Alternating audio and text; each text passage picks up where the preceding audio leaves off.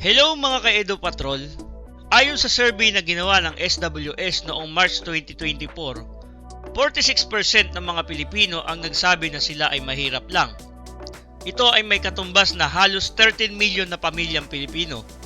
Kaya, mahalaga ang maayos na paggasto sa kinikita upang mapanatili ang katatagan ng pananalapi at maiwasan ang mga problemang pinansyal na isa sa sanhi ng kahirapan. Narito ang ilang gabay para sa maayos na paggastos. Una, gumawa ng budget. Itakda ang buwan ng budget batay sa iyong kita at regular na gastusin. Siguraduhin may sapat na pondo para sa mga pangunahing pangailangan tulad ng pagkain, tirahan at utilities. Iwasan din ang paggastos sa mga hindi planadong bagay. Ikalawa, prioritize needs over wants. Kilalanin ang pangunahing pangangailangan. Unahin ang mga gastusin na mahalaga tulad ng pagkain, tirahan, edukasyon at kalusugan. Ikatlo, pag-iwas sa mga hindi kailangang utang. Iwasan ang mangutang para sa mga bagay na hindi kailangan. Kung maaari, bayaran agad ang mga utang upang maiwasan ang mataas na interes. Ikaapat, maglaan ng kahit 10% ng kita para sa ipon. Mas mainam na unahin ang ipon bago gumastos para sa ibang bagay. Magkaroon din ng emergency fund na maaaring gamitin sa oras ng hindi inaasahang pangyayari. Ikalima, mag-focus sa long-term goals.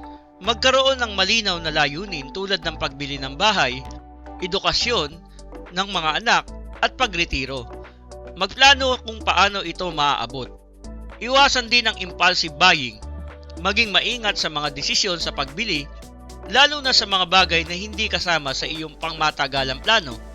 Ika-6, pag-audit ng gastos. Suriin ang buwan ng gastos. Regular na tingnan ang iyong gastusin upang malaman kung saan napupunta ang pera at kung may mga bagay na pwedeng bawasan. Ayusin ang budget kung kinakailangan.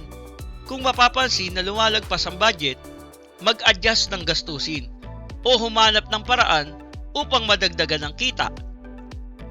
Ika-7, pagtuturo ng disiplina sa sarili. Pag-iwas sa mga distractions. Iwasan ang mga sales promos na maaaring manghikayat sa hindi planadong paggastos. Paggamit ng cash. Kung mahirap kontrolin ang paggastos gamit ang credit card, mas mabuting gumamit ng cash para sa mas madaling makita ang aktwal na gastos. Ika-8, pagiging mapanuri sa pagbili o smart shopping.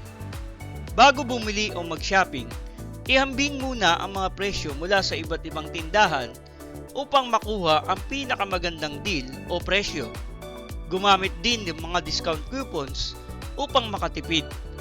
Ang pagsunod sa mga gabay na ito ay makatutulong upang masiguro na maayos ang pamamahala ng iyong pera, maiwasan ang mga hindi kinakailangang utang, at matiyak ang pinansyal na seguridad sa hinaharap.